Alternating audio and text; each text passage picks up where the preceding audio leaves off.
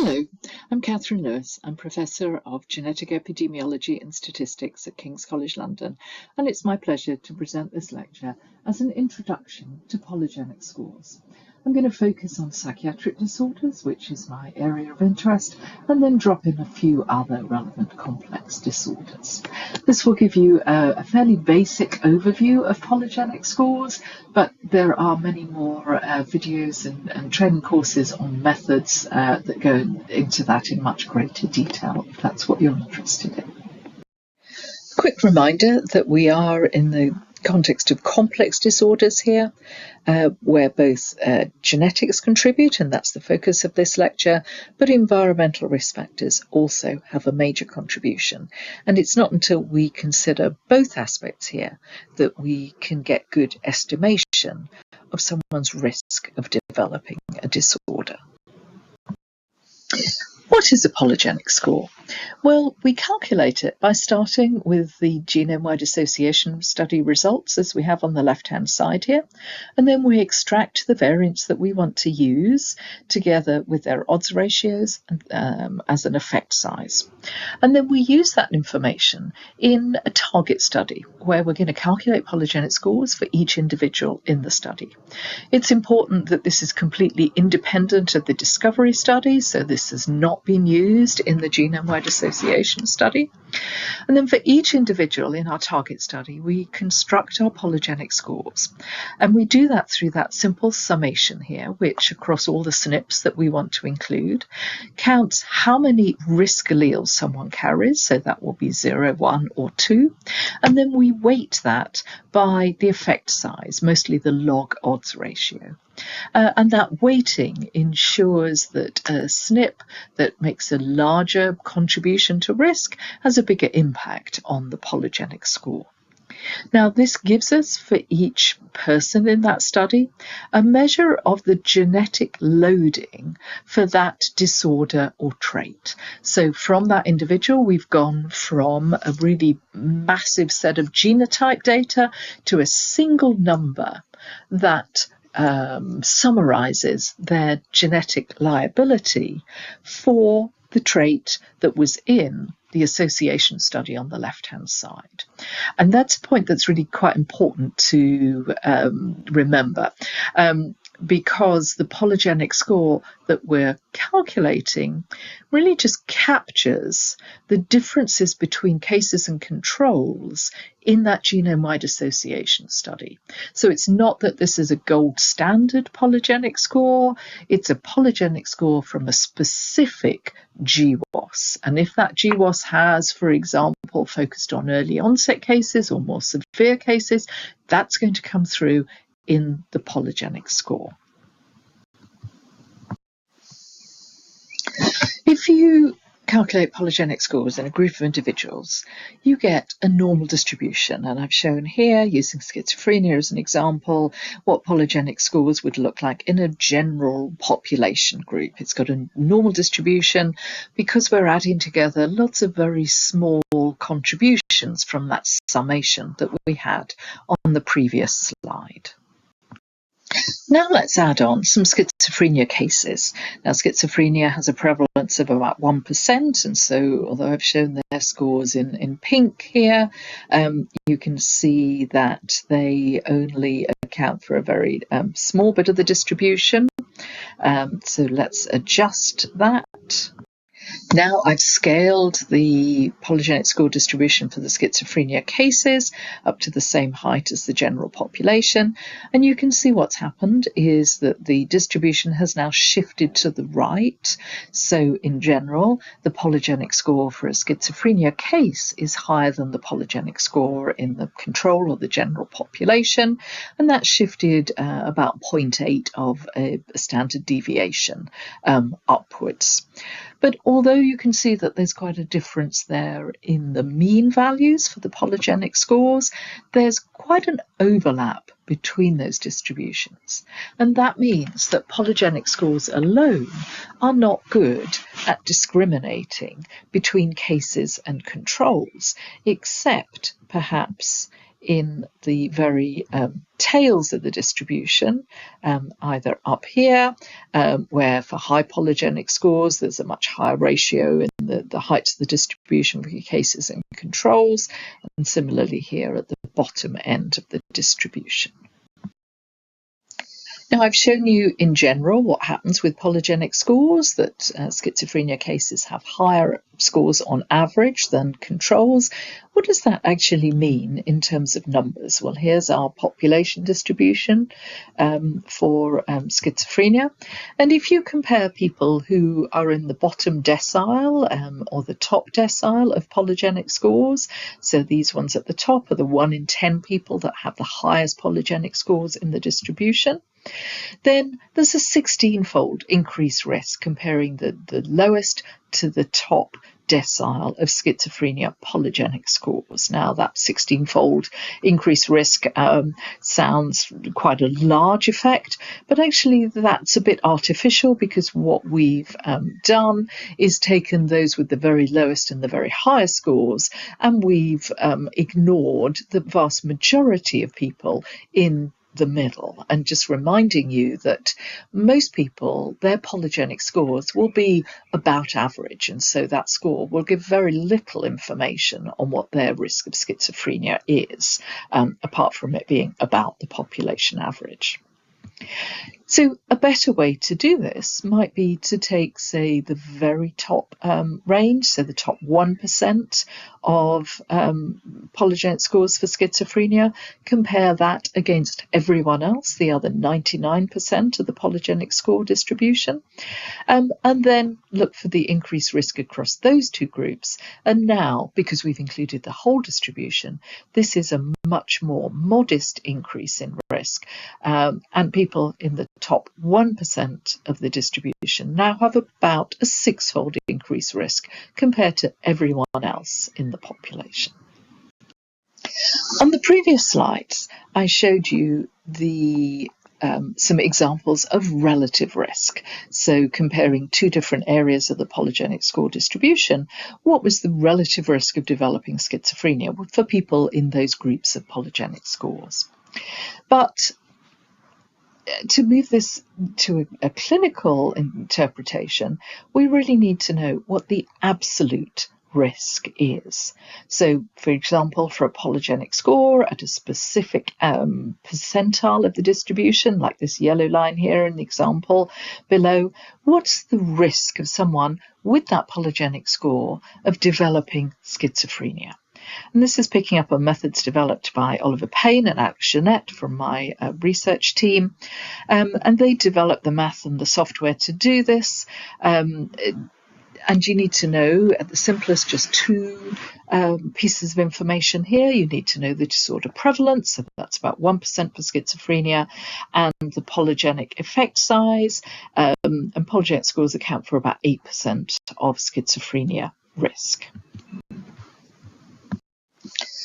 Then you can enter those pieces of information onto the R Shiny app that they have, where you enter at the top the polygenic Z-score here. So we've put in something at the 99th percentile, the population prevalence of 1%, and then the population effect size, and you can use the proportion on the left-hand side, or area under the curve, or other measures here.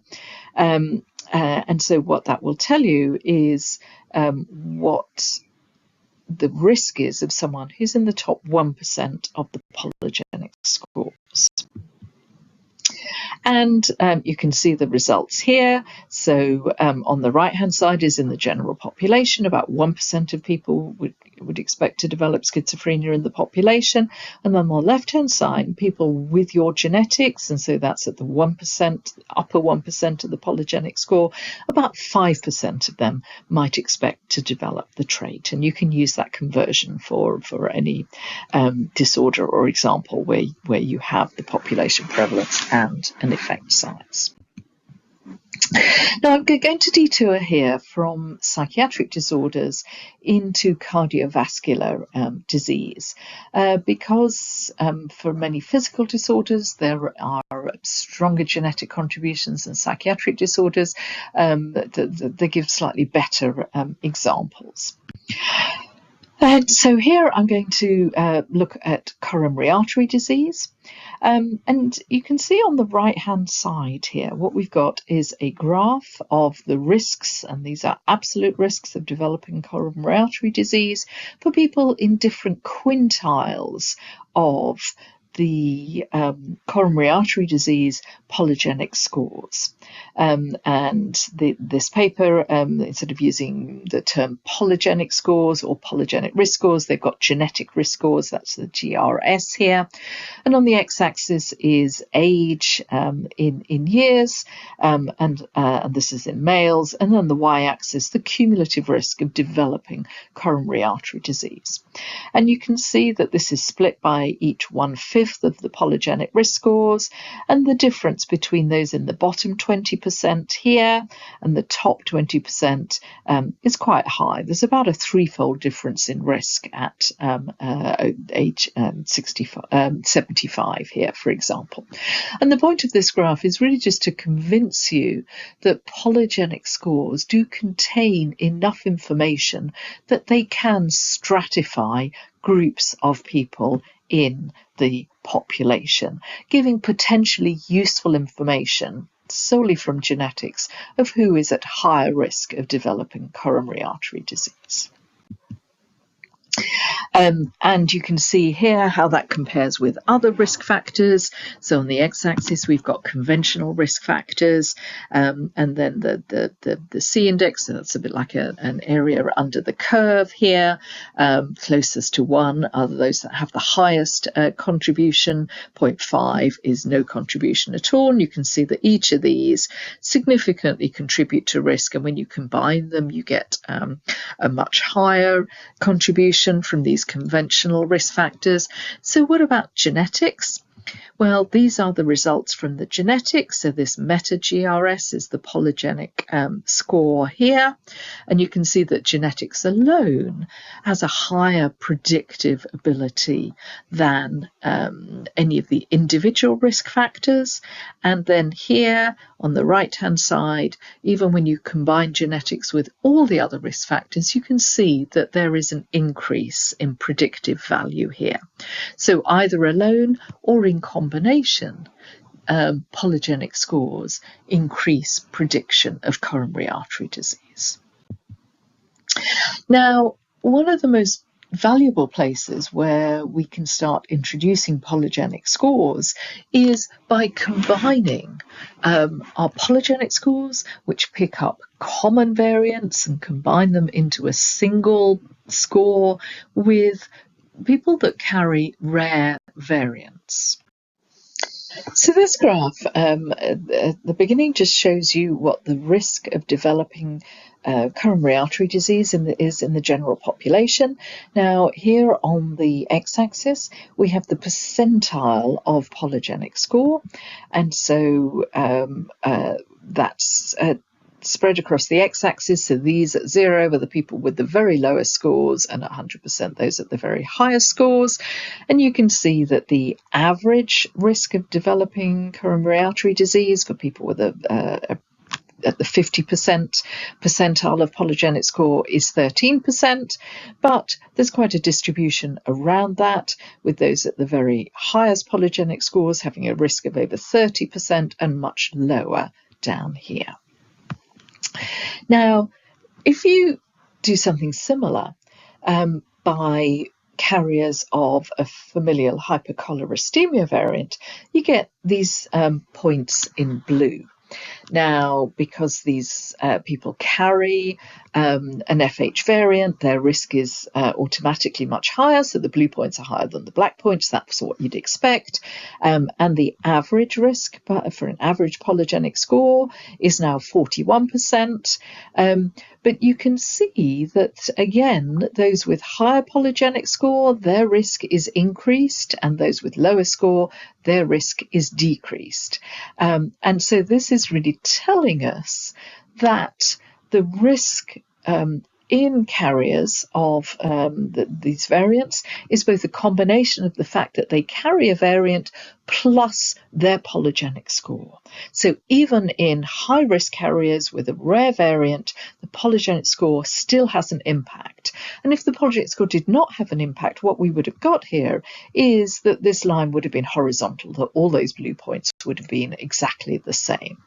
But we are seeing here that polygenic scores can be informative in people with rare variants.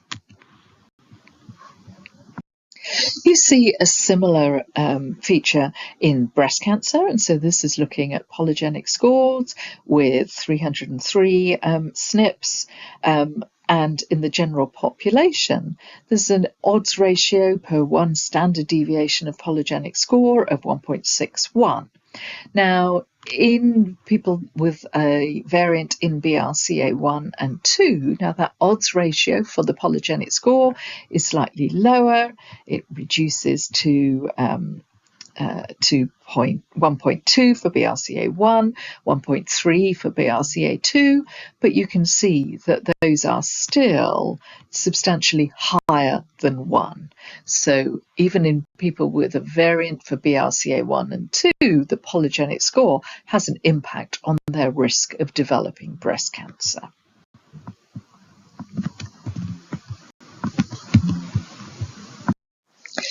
What do those numbers really mean?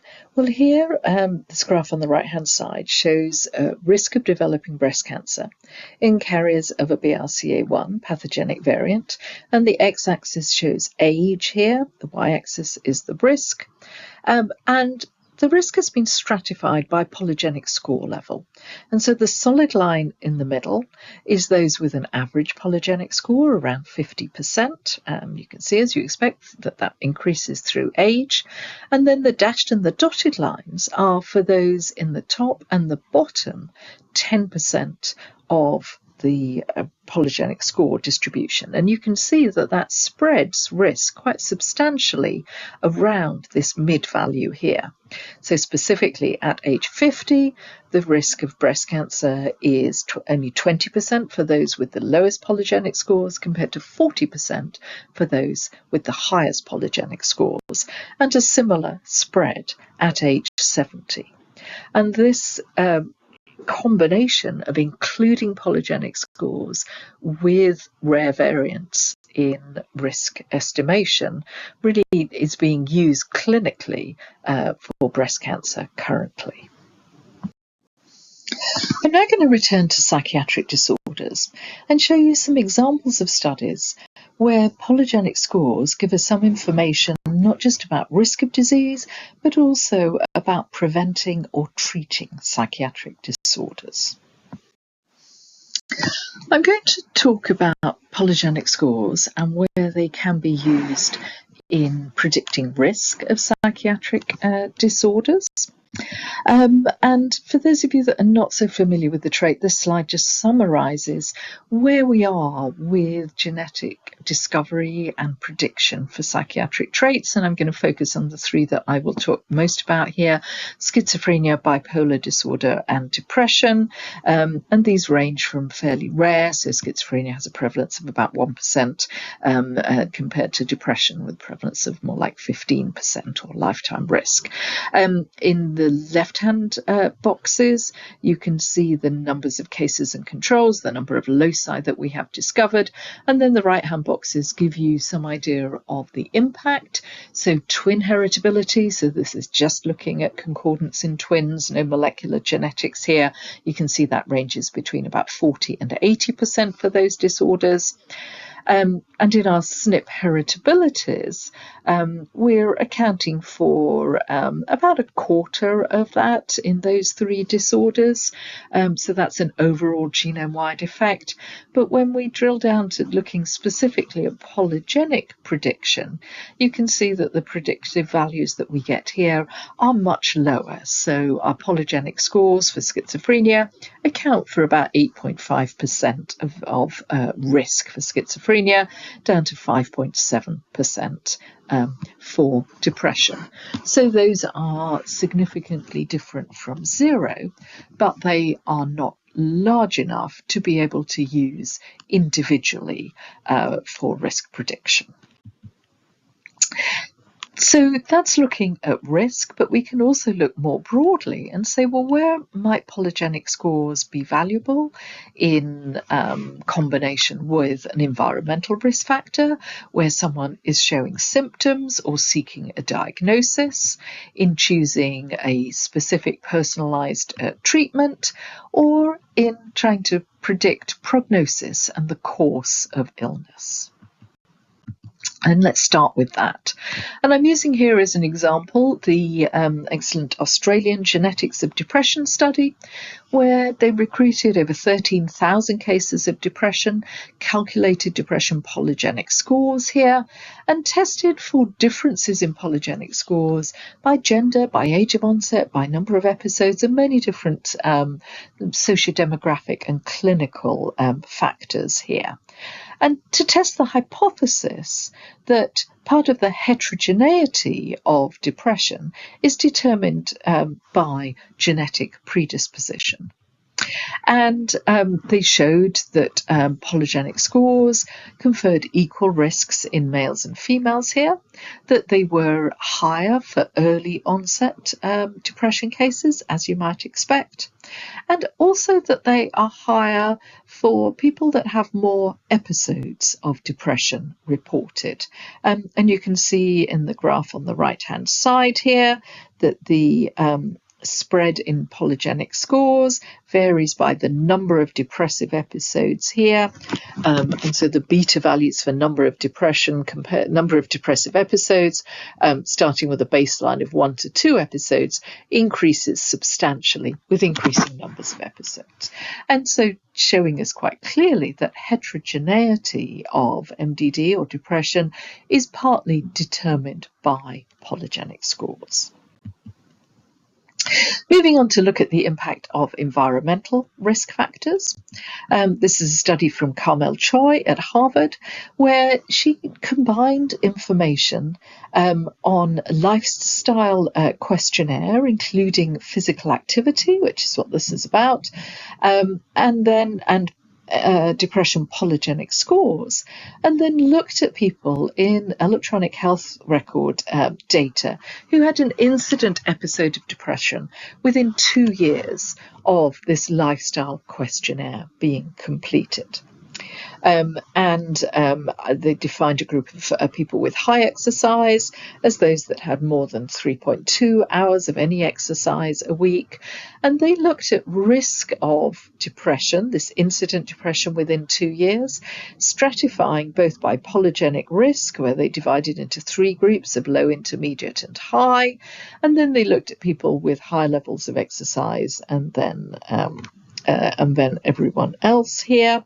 And this is the probability of having an incident case of depression. So first of all, if you just look at the solid bars, you can see that the risk of depression increases by polygenic scores, as we would expect, but also that for those exercising, doing more exercise per week, you can see, first of all, that their risk of depression is reduced, and that's true whether it's a low polygenic score, an intermediate, or a high polygenic score.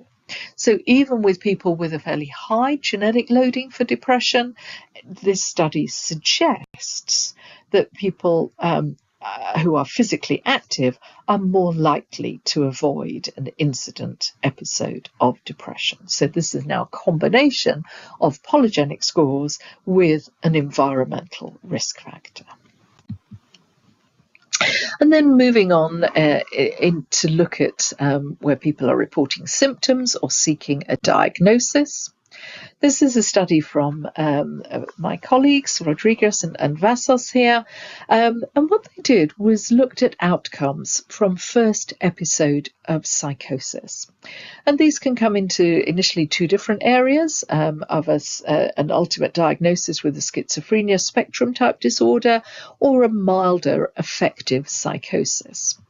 And they then looked in the study that they were testing at the impact of polygenic scores from schizophrenia, from bipolar disorder, that's BD, and from depression, that's the D there. And they showed that both schizophrenia and depression polygenic scores help discriminate between the schizophrenia spectrum disorder outcome or the affective psychosis outcome. And then they went further and showed that within the affective psychosis group, that polygenic scores there could also distinguish between outcome of bipolar disorder and psychotic depression. And they could then come up with sort of for each of these three outcome groups of schizophrenia spectrum disorder, bipolar disorder, and psychotic depression, they could come out with typical distributions of polygenic scores from schizophrenia, bipolar disorder, and depression for each of these outcomes. Now, one of the reasons that this is important is that psychotic disorder is a really rare outcome in the population, and so it would be very difficult to undertake a well-powered GWAS that would enable us to capture the polygenic scores and all the variants specifically for psychotic depression. But we can get a good estimate of that by combining our well-powered schizophrenia, bipolar, and depression polygenic scores here. What about when we move into the area of treatment? And this is an area that my research group are particularly interested in, particularly looking at efficacy of antidepressants, because in treatment of depression, people are assigned a first-line drug, usually an SSRI, but only about 3 in 10 people respond to that. And then 7 out of 10 people need to go on to a second-line drug or even further treatment and being classified as treatment resistant. And what we're particularly trying to study here is whether a genetic test would help direct a more appropriate first-line drug, for example, and for increasing the proportion of people that would respond to that drug. And given how widely prescribed antidepressants are, even a fairly modest increase in response rates would lead to many people in the population recovering from depression faster. Now, we've been undertaking genome-wide association studies to look at response in antidepressants. This is work from Oliver Payne from a few years ago with data shared with the Psychiatric Genomics Consortium. And we had in total about 5,000 individuals. And this graph shows you where we are with identifying the genetics of antidepressant response. The top left graph is a reminder that response data is really noisy. So the x-axis here is weeks of treatment, and this is within the GenDep study. The y-axis is a depression score, here the MADRS, and you can see that on average people's scores reduce across the time on the study. Some people's reduce very little, others reach the remission threshold here with this horizontal line and so would not meet thresholds for diagnosis with depression at the end of the study. But even within those in those people, you can see that week to week there's quite a lot of variation here. And so if we look at remission as an outcome measure, we had about a third of our sample did remit, 2/3, 3,300 did not.